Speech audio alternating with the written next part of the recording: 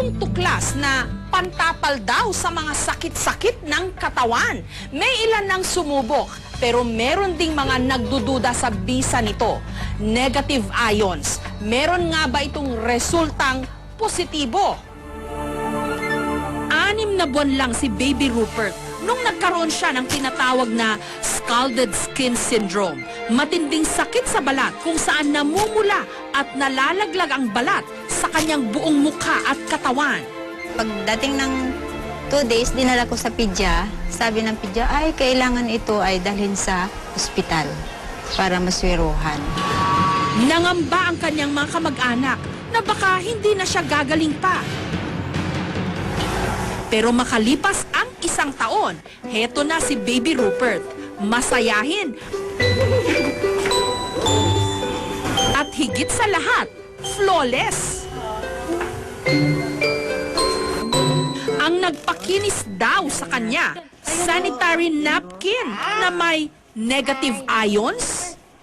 Wala naman daw masama kung sinubukan nila ito, lalo pat 10 piso lang kada piraso. Tinatanggal lang nila ang negative ion strip sa sanitary napkin. Pagkatapos, itinapal sa sugat ni Baby Rupert. Makalipas lang daw ng 1 linggo, unti-unti nang kuminis di umano si Baby Rupert. Sa internet, may pag-aaral na nagsasabing may natural daw na kakayahan na magpagaling ng iba't ibang klase ng sakit, ang tinatawag nilang negative ions.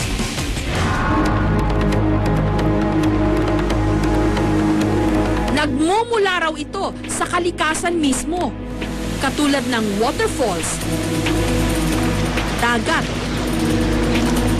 at bundok. Meron din daw negative ions ang katawan ng tao. Pero sa ibang bansa, meron ng mga inilalakong bra, damit, medyas, bedsheets, at maging detergents na nilagyan rin daw nila ng negative ions. Pero ang nakakaintriga talaga, sanitary napkin na may negative ions? Meron itong green strip na itsurang adhesive bandage sa gitna ng napkin.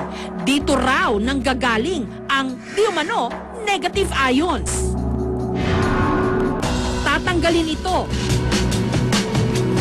babasain, at ididikit daw sa sumasakit na parte ng katawan. Si Yoli, 41 years old, noong nakaraang taon, meron daw nakitang cyst sa kanyang matres. Pero nung ginamit daw niya ang negative ion na sanitary napkin, wala pa raw ilang oras na wala na ang kanyang cyst di umano. Kung hindi ito lumabas, no, tong mga laman-laman na to, kasi no, parang kulani siya ng baboy na lumabas. Ang tendency nun, hanggang kinabukasan, kung inabot ako ng kinabukasan, mamamatay ako because of sepsis. Sa sobrang bilib ni Yoli rito, pati na ang kanyang pamilya, pinagamit niya nito. Kapag sinisipon daw ang kanyang mister, pinapasinghot niya ng negative ion na napkin.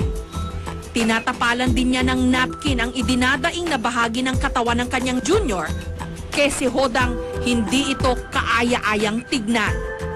Nung una, ina-alaska nila siyempre. Yak! Ano yan? Napkin! Pero na na-try nila, lahat sila ngayon Kaya naman para makaiwas daw silang lahat sa sakit, tinadtad ni Yoli ng negative ion strips ang kanilang buong bahay.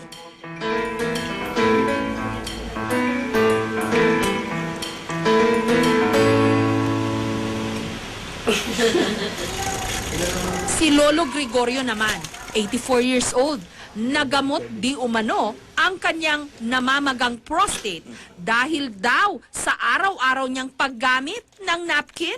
Marami kasi nagpayo na nakakatulong yan sa mga may diferensya sa prostate. Kaya ang ginawa ko, gumamit rin ako. Dahil sa aming narinig, lalo kaming naintriga. Sinadya namin ang tanggapan ng distributor ng sanitary napkin na meron daw negative ion. Taong 2006 nung naimbento raw ito sa China. Pero noong nakaraang taon lang sinimulang ibenta dito sa Pilipinas. So na they came up with all researches. Doon sa small strip na yun, nilagay nila sa napkin. And since they're in the business of napkin, yun na rin ang ginamit. And it's patented. Trade secret daw ng mga Hapon na siyang gumagawa ng kanilang produkto kung papaano inilalagay ang negative ions di umano sa strip na ito.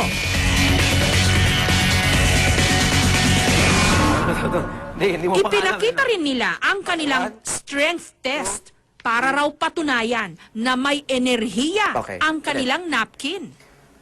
1, 2, 3, go. Go. Okay, madali lang siya. Okay, this is what we call strength test. Zip lang, zip. Konting zip lang. 1, 2.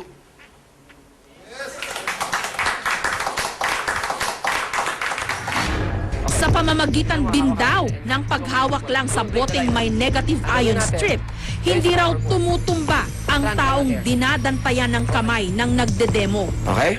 1, 2, 3, go. Yes, Pag tinanggal mo, tanggalin mo.